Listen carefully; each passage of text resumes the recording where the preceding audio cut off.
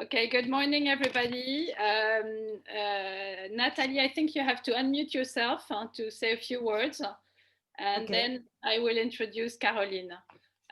So good morning, everybody. Nathalie Guyot, the founder of Thalie Out Foundation, is going to present the exhibition that she has produced in the foundation in Brussels.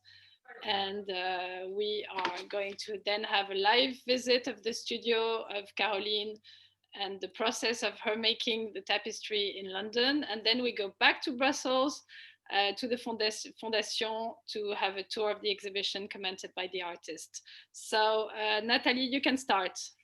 Okay, thank you, Anne-Pierre. I'm very glad and honored to be here with you today, and very happy to share my passion about the work of Caroline Achaintre'S. Briefly, I've launched this foundation in 2013, and in 2017, a new space dedicated to contemporary art. Linked to societal issues with a multidisciplinary program which combines visual arts, literature, and culinary events, and also two exhibitions a year, mainly dedicated to female artists and merging artists mainly. And today, I'm very convinced more than ever to support female artists in their work, because I think they're not enough shown in museum and art center. I know Caroline for many years. I'm also a art collector, of course. And this foundation permits me to go deeper in the relation with the artist and to commission works for the space, and also to invite artists in residence. So Caroline, I like her work for the side of absurdity, carnival, and also the medium that she used, which is wool and tapestry and wool tapestry and ceramics. And I think she has a language very singular, and I would love to go further in our relation with a book. We are talking about an artistic book also. So thank you, Caroline, to be here, and I'm very curious about the new pieces that you're working on actually, and also it's a way of sharing the exhibition in our space, which is actually closed. So thank you, Anne-Pierre, to make this possible. Voilà. So thank you. So then so here we are in Caroline's studio in London.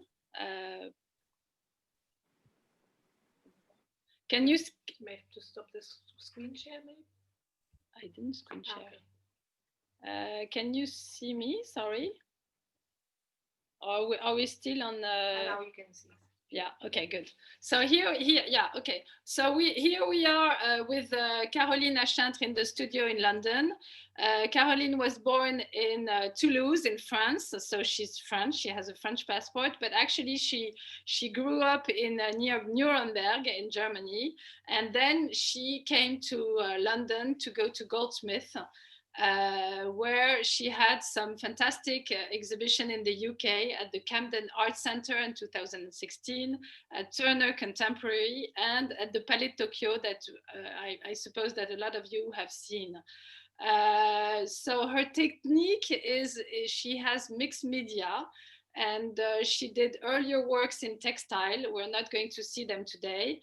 Installations, ink on paper, and ceramics. But mainly her way of expressing herself now is tapestry, translating drawings into space.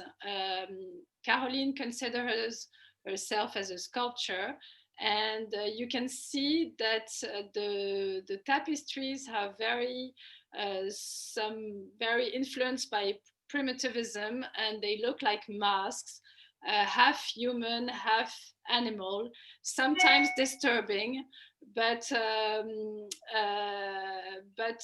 always sort of theater-like and carnival as well.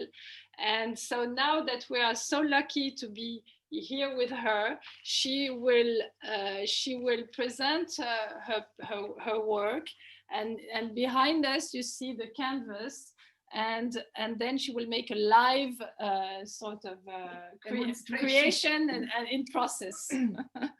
I can explain a little bit first of all. So we are here in Homerton in East North London. And the studio I've been since 10 years now. It's really close to my home, which is handy in the lockdown. When I did my MA in Goldsmiths, I haven't worked with tapestry or any textile at all.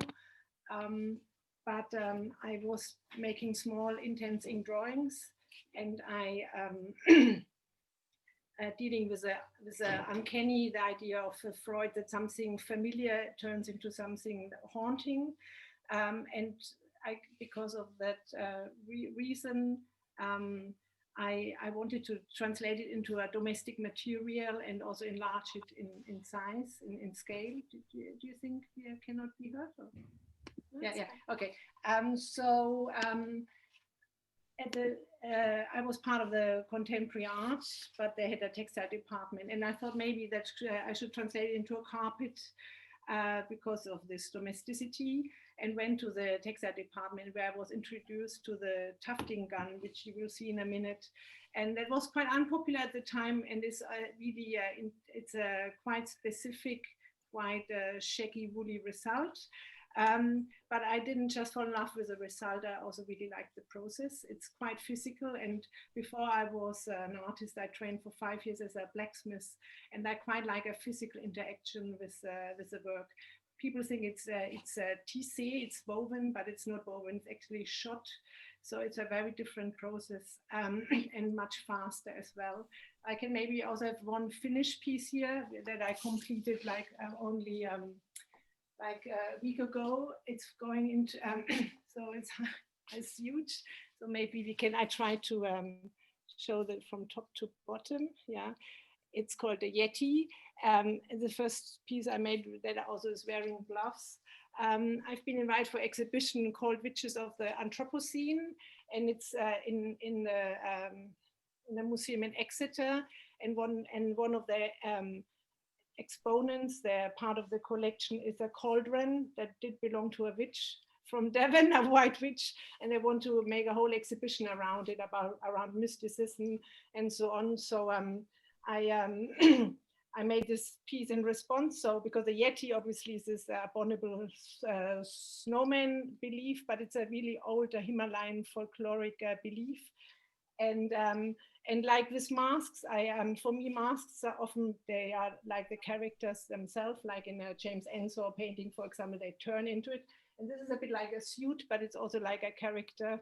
And of course, it's my take. It's not very snow-like at all. It's just, I try to bring the folkloristic element through the leaves, through my way of dealing with color into it.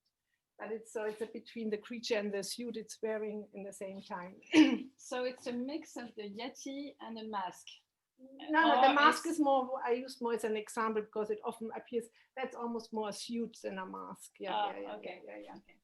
It's more like a mixture of maybe a Himalayan belief and my interpretation of it. Yeah, the Yeti. I'm interested in, of course, into this Anthropocene, but also in popular culture. And the Yeti kind of made this shift. I remember, I think as a child, the first time really thinking about him was actually when it appeared in a Donald Duck comic. Yeah. Mm-hmm. So somehow those things enter not always through the high road, let's say. And so we can go, if you turn around. This is the frame I'm working on, and this part is I can take out, so I can make pieces up to 5 meters wide. This is just the beginning. So I will show in a minute. So when you shoot in wool from the back, it expands. So it looks like half finished, but it's actually only started. And I have the more I work with this technique, the more spontaneous I'm working. I have a precatory sketch, of course, because I work from the backside and it's really large. but I make a lot of decisions by what's happening because it's such an intense material, and so it's a combination of conceptual and process-based. And this is this part, I would say, is maybe based on a specific beetle. And beetles, they kind of camouflage themselves into nature. They are often really stark because they obviously want to shock away the potential, potential attacker. But they're also bedazzled with their surface, and then it's a I bring it maybe better here. And it's combined with a drawing I made in Japan when I was, it's a combination of the two, let's say, the six-eyed creature. I was in Japan in a residency in 2014-15, and still a drawing from there. So I guess my influences, they come and go, and I have a huge stack of things I'm always coming back to. And I'm really interested in coexistence. So in all my pieces, there's always more than one being in there. And so I guess those two are sharing this body, and there may be even three of them because of the six eyes. Now that you're showing some drawing, maybe we can have just a quick look on how you prepare your tapestry before you. And because here on the wall, we have different sketches and drawings of the process, and I could see that some of them are very sort of worked with watercolor, and they are real drawings afterwards, but the others are more preparation sketches. Watercolors are not preparation sketches anymore. They became a thing in their own right. That was the beginning. Now the preparatory sketches are never ink drawings, really. Yeah, and in this one, for example, you can really see the face. Huh? Yeah. Yes. That once it's done as a tapestry, it's. When I talk about like coexistence, if you look at this one, I mean, this is of course something I've seen also is it already exists, but I really like that there's three heads sharing the lower body, and of course in like in a shamanist kind of way, there's a whole bird. On top of it, so they are all kind of this one entity. But I believe we all have several personas, so it's not such a far stretch in a way. I think it's a pictorial maybe a translation into this coexistence we do have as well. And in this one, you can see clearly that it's a combination of a totem, like a primitivism totem, and some other, like a phoenix or other figures that you have wanted to combine. Yes. Absolutely. And this is actually, that's another thing. I'm not going into detail. That will be made from wicker. It's a new thing I'm doing. It's the only time I'm working with fabricators, but I will have an exhibition opening very soon at the CAPC in Bordeaux, and then there you can see those pieces when they're finished. Mm-hmm. Yeah. And so maybe we go to the tufting frame, and I can explain a bit how this works. So it's very this is you can have a look at the wool stack later. This is a tufting gun here, and it's an air tool. It's connected to a compressor. It's sitting here in a box, so when I will tuft for a bit, eventually it will fill itself up. So I'm gonna give a little demonstration. It's, so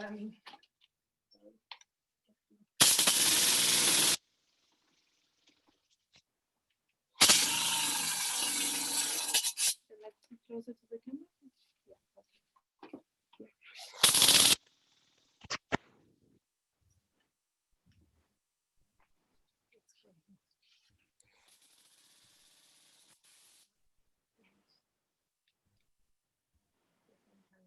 Like a sewing machine that has its own temperament, but I guess that's, you get the idea. It's a bit like a combination of a power drill and a sewing machine. It's an air tool, and it's pressed with airs through the canvas.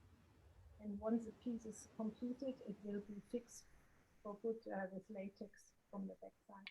And it's not, I'll check one more time.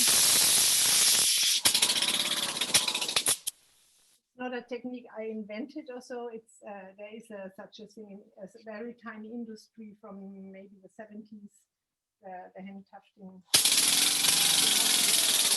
Maybe you want to film from the front. We're going to turn around to see it on the I'm gonna fill this area and then you can see how that actually works. Yeah.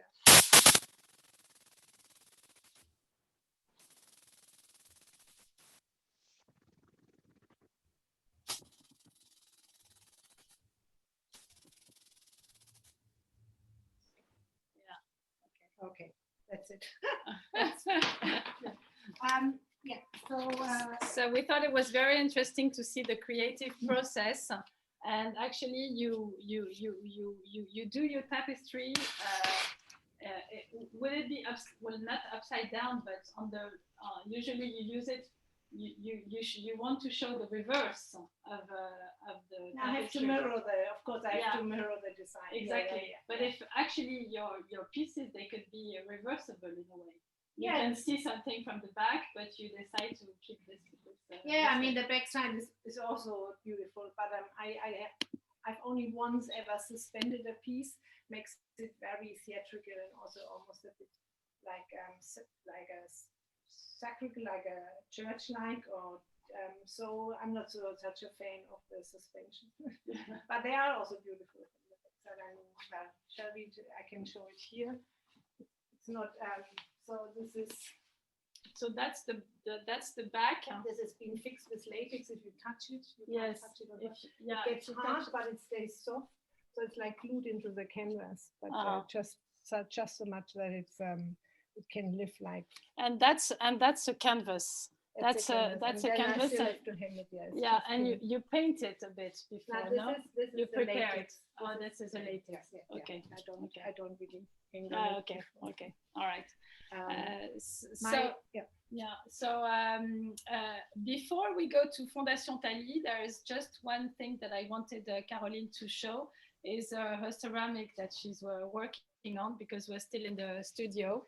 And so there's one piece which I didn't take to I made it alongside the pieces for the show in the Thalie Foundation, but then you can't show everything.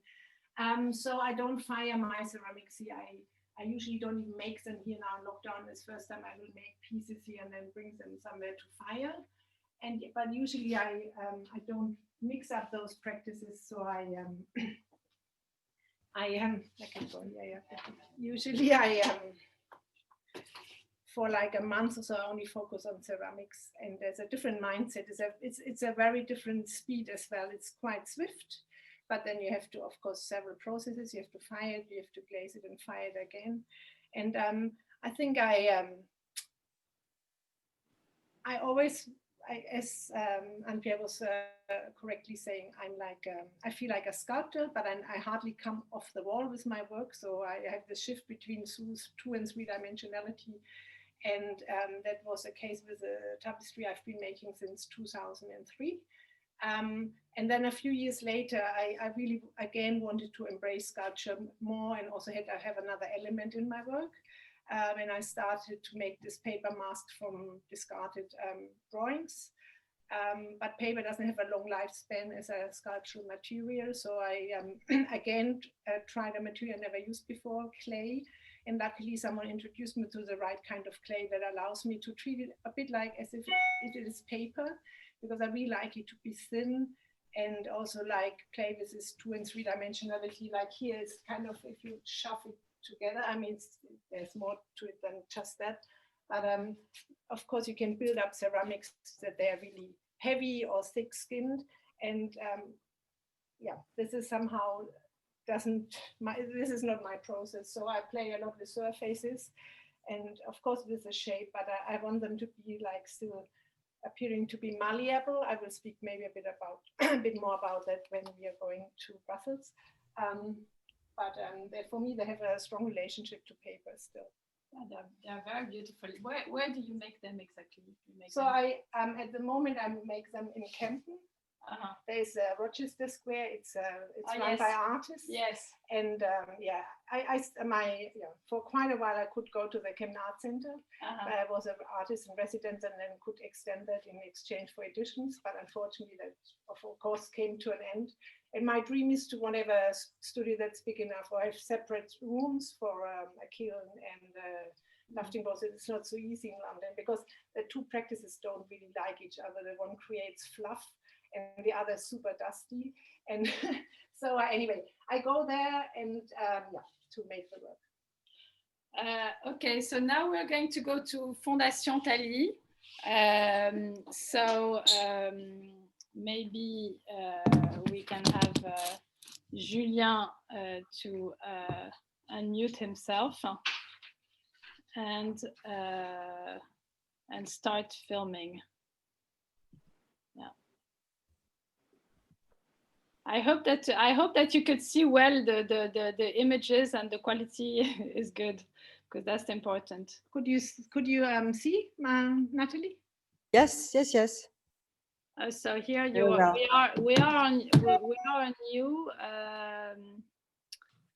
So Julien, maybe you can start filming. Here we are. No.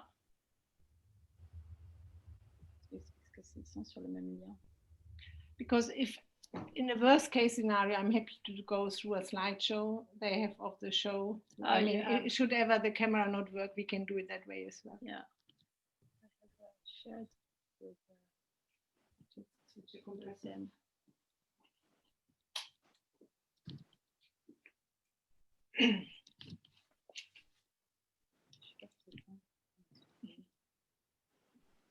Okay. Do you want to put, I mean, I can start a bit. Shall I start talking about the show, the idea behind it? I mean, I don't really work thematically for a show because I have this, in a way, reoccurring theme in my work anyway. So that maybe sets me apart from some other artists.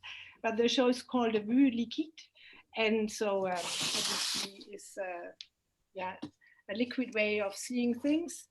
And so in my work, I'm really interested in shape shifting and maybe illusions of things to be malleable, to be not static, to be alive. Unfortunately, I tried and not very successfully, maybe failed with a few performances I tried, but I see my oeuvres, my pieces as a performative. Yeah, so okay, here we are. Yeah, the Vue Liquide is... so we can see that, Fondation Thalie. Here we are, good. And so now Caroline can... I continue about the Vue Liquide. Yeah, so the non-staticness. Years ago, I was invited to an exhibition created by Roger MacDonald that was based on a book by Reinhold Messner, a mountaineer that was really famous when I grew up in Germany, called The Crystal Horizon. And he climbed the Mount Everest without any extra oxygen, and obviously then started to produce like body-owned drugs, if you like, and having hallucinations. So I guess this is also part of the Vue Liquide, this kind of subjectivity of perception. But it's not about drugs really. It's really about the malleable way of seeing things.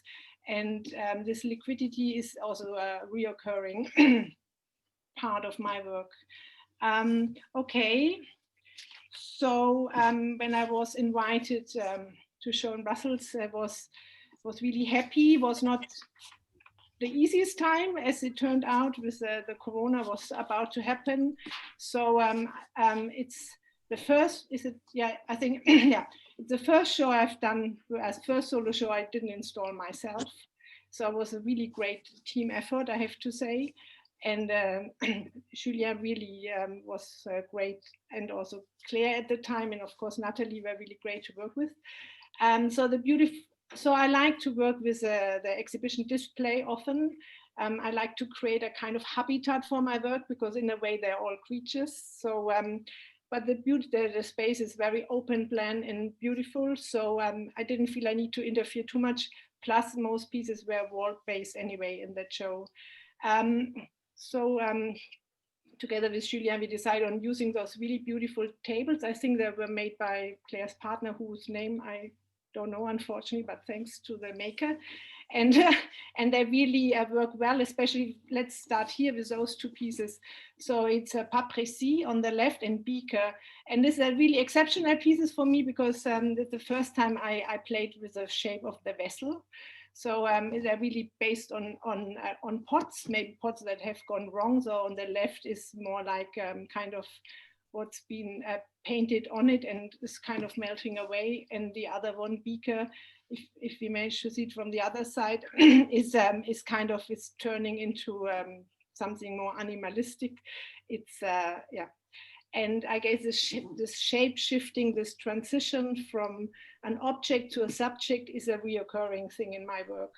And so I really like to put some life into maybe dead matter, if you like.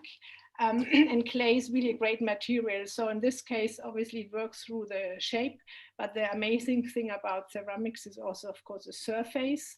So it's like a recorder. It captures everything you press into it, and you have the second chance when you glaze the work to even add some more magic to it. And it is a little bit magical because you don't know 100% how it's going to turn out. And I never really test before, though. I just make the piece. So it's adding another skin, and surface and inside obviously are very connected. So yeah, we can just maybe continue to the two pieces behind those, Politesse and Dermati. So my titles is, I title my work quite spontaneously, and for me it's wherever I play with words in between languages. Often politesse is a very good example. Obviously in French or in English it refers to being polite, but in German a politesse is a female policeman, policewoman. So it's not necessarily what I see in there. I think it is certainly referring to its silent but convincing beauty. But for example, and dermati is kind of, of course, there's some kind of dermatology in it. It's a reference to to the skin, to the surface, which is really pushed to its maximum here. Again, it's just made from a slab, but I really wanted to to bring the maximum life into it. A lot of the pieces, I explain a bit, but I don't want to explain too much because for me it's really important that the viewer have their own he or her have their own discovery. I don't want to put too much in the head. There's the title, there is the piece, and then there is the dialogue between the pieces and the dialogue between the piece and the viewer, hopefully. So they're really nicely paired up. I have a question for you for the ceramics. It's a very different material. You have to cook it, it changes the shape and the color sometimes when you cook it. So what would you, because you were so used to tapestry, what's the difference for you mainly in the work with malleability, stability, the idea that you have hang the ceramics on the wall like the tapestry as well? Is it for you another way to express this tapestry, or is it a total different sort of language that you want to?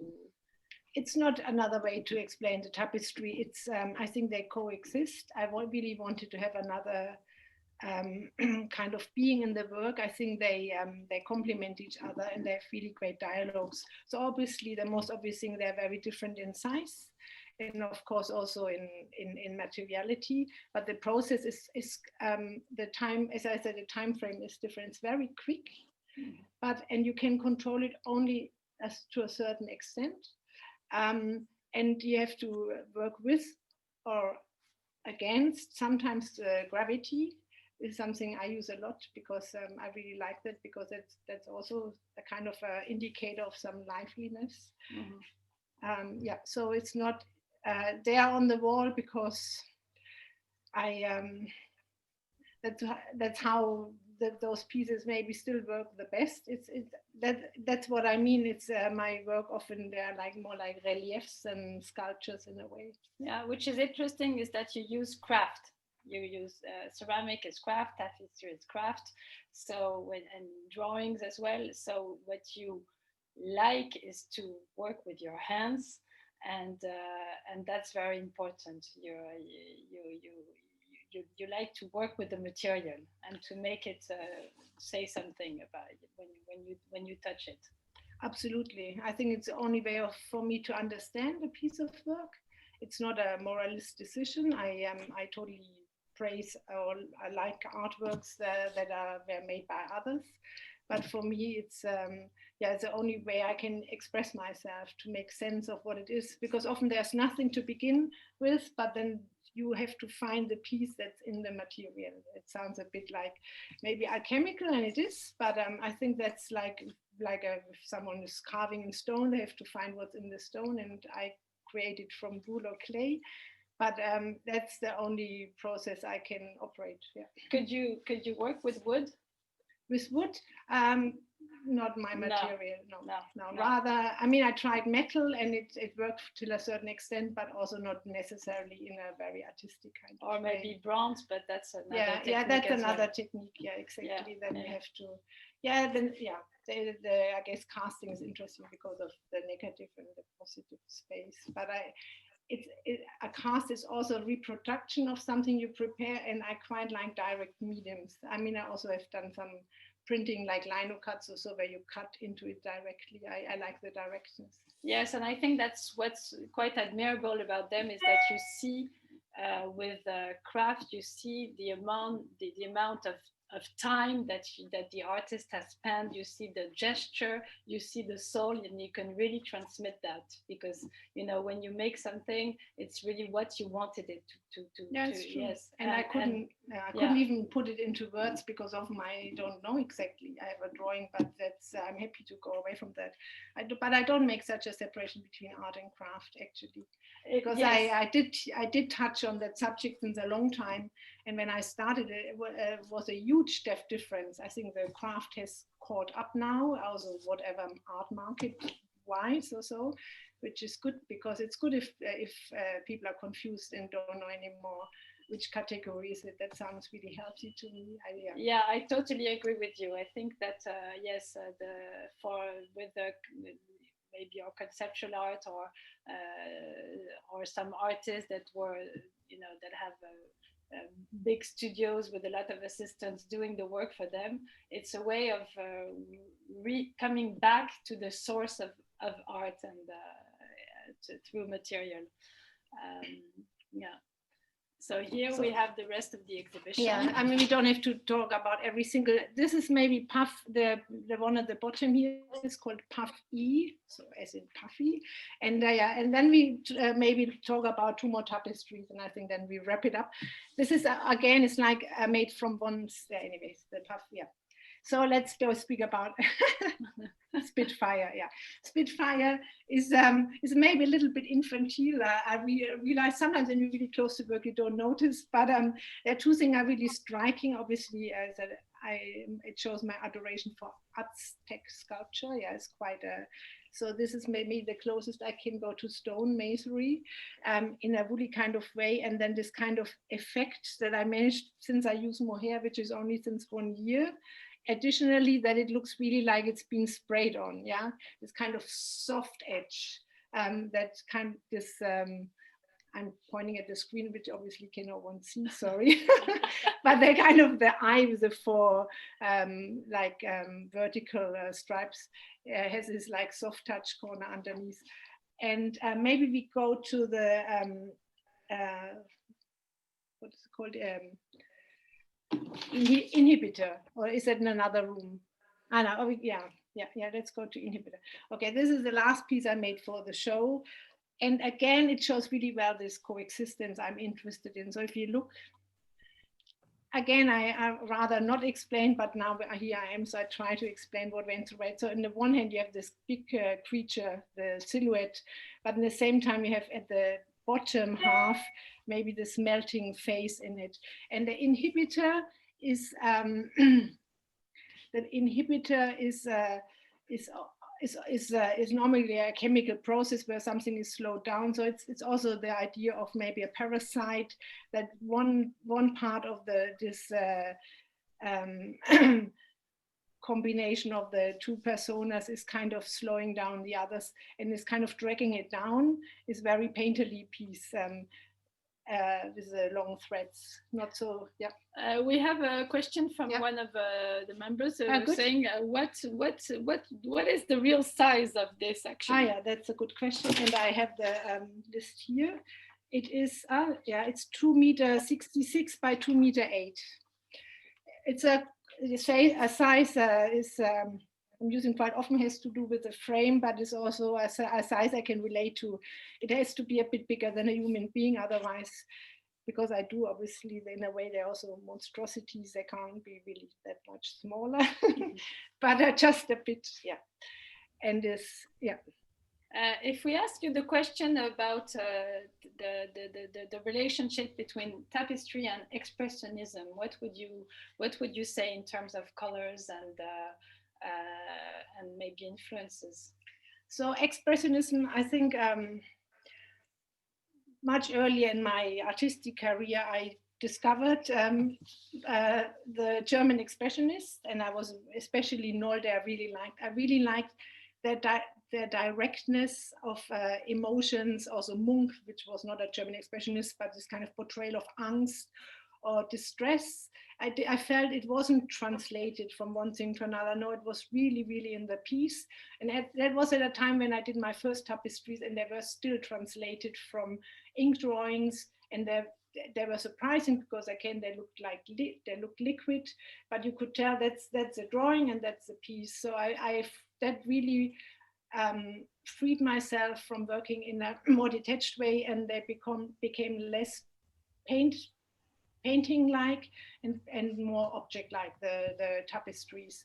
So that is definitely an influence. And in terms of color, I think that's the part in my work I use color the most. Yeah, and of course it has to do that this amazing wool just takes on color in such a great way, and is also because the wool is, I think it's attractive but also quite repulsive. Yeah, it has this kind of shagginess, so it really adds another layer. So it can look like from fur till like here with the green, can also look like mold, animals, yeah. Hair. Since I use the more hair, it's like bad perms or so. Yeah, it can be scary a bit. Can you say a few words about your exhibition at the CAPC, and what are you working on? Today we had to wait for the moment that Caroline she said it's important that we make a studio visit while I actually work on the tapestry. Otherwise, it's not so interesting to come to my studio. But it would be interesting because CAPC is huge,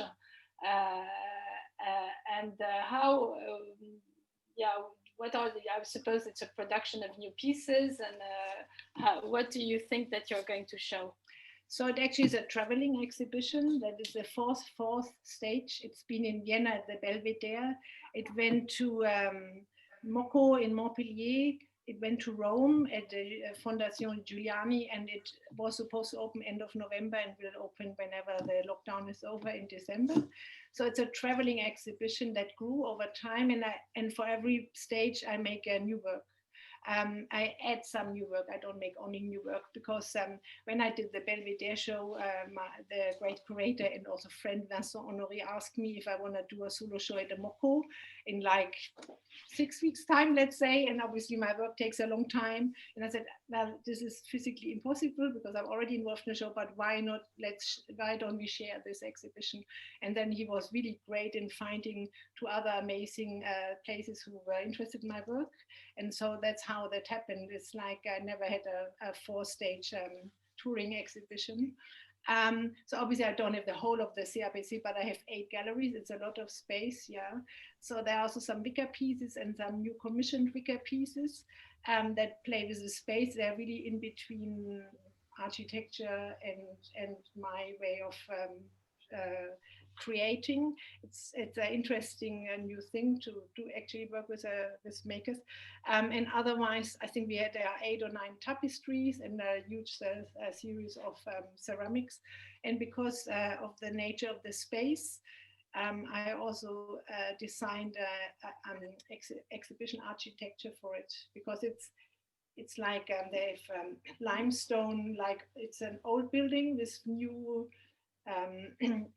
gallery exhibition walls inserted, so it's a hybrid, but it's a little bit catacomb-like. So I went with that and designed some display furniture that looks like a stylized version of a broken pillar, or so, for example. Yeah. Oh, broken pillar, yeah. As an architecture. Yeah, pillar, yes. Like tumbling down. So it's kind of, but a very minimal version of it, and some angled plinths because there are quite a few ceramics that are plinth based. So it's a playful thing, and I will actually go soon to install it. Never mind then it just is ready to open whenever it can open. Okay. We have to be very flexible these days. The only thing I did not mention is your galleries. I think you work with Art Concept in Paris and Arcade in London. And Arcade in London. Yeah. Okay. Yeah, and I will do a show in Paris in February next year. February next year. Yeah. 2021. 2021. And CAPC, when is that? Well, it was supposed to open on the 26th of November. And now I hope it will be in December. Yes, we don't know, because at the moment, whenever they reopen, whenever France the end of the lockdown, the institutions they will be ready. Yeah, so the exhibition is ready. Actually. I will go end of November to install it. Okay, good. Yeah, so we just take it in our own hands. All right. So thank you so much, Caroline, for opening the doors of your studio, and I would like also to thank Nathalie Guyot from Fondation Thalie, and as well as Julien Amiquel, the director of the foundation, for making this live production be able to share with you. And we all wish that if any one of you goes to Brussels whenever the foundation reopens, to see the exhibition. Otherwise, we all wish to go to Bordeaux and to Art Concept in Paris. And if you have any questions, we can send all the documents about Caroline.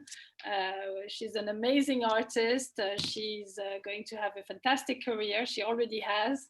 And I can see that she's been using these materials which have a lot of potential and a lot to say, and that's been very interesting.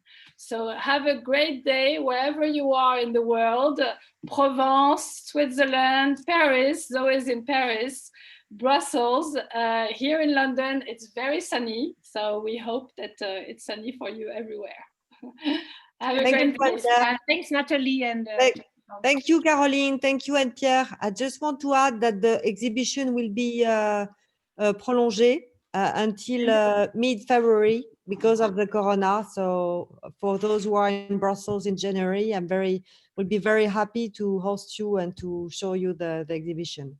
That's a very good idea and initiative, because sometimes it's not so easy to extend an exhibition because you have the one after, and that's very good news.